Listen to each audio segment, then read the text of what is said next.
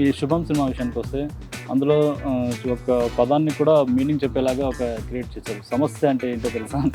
అసలు ఆ డిక్షన్ ఎక్కడి నుంచి వచ్చింది? అయ్యో, ఆ డిక్షన్ అని సమంత గారు ఆవిడ క్రియేట్ చేశారు. అంటే నర్సీపట్నం నుంచి హైదరాబాద్కి వచ్చిన కుర్రాడు ఫస్ట్ యాక్టర్ అవ్వాలని వచ్చాడా, డైరెక్టర్ అవ్వాలని వచ్చాడా, రైటర్ అవ్వాలని వచ్చాడా? బై బర్త్ చిరంజీవి గారు డైహార్డ్ ఫ్యాన్.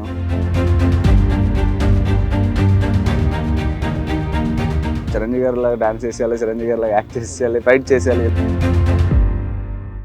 శుభం సినిమాతో ఓవర్ నైట్ స్టార్ అయిపోయారని అందరూ అంటున్నారు. స్టార్ అని మీరు అందరూ అంటున్నారు కానీ మేమట్లా సమంత గారు అన్నారు లిటిల్ సూపర్ స్టార్ అయిపోయారు మీరని. సో థ్యాంక్ యూ సమంత గారు, నిజంగా మాట అన్నారు, నేను షాక్. కాఫీ అడగడానికి ఇట్లా పెట్టి అది మీ ఐడియానా? మనం ఏంటో తెలుసా,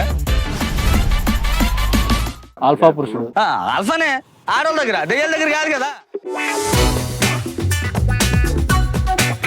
ఆ సినిమాలో హైలైట్ మీ క్యారెక్టరే. లేదు, అందరి క్యారెక్టర్లో బాగున్నాయి. ఇది కొంచెం మాసీ క్యారెక్టర్ లా ఉంటుంది కాబట్టి.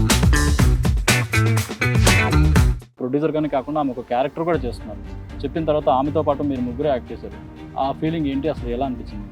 ఎదురుగా ఆవిడ ఉన్నప్పుడు, బట్ ఆవిడ చాలా ఫ్రెండ్లీగా ఉంటారు మాకు ఫస్ట్ నుంచి. మా ఎవరైతే హర్షిత్, చరణ్, శాలిని, శ్రేయ, మా ఎవరైతే టీం ఉన్నారో, సో దానివల్ల ఏమైందంటే మాకు పెద్ద ఇబ్బంది అనిపించలేదు.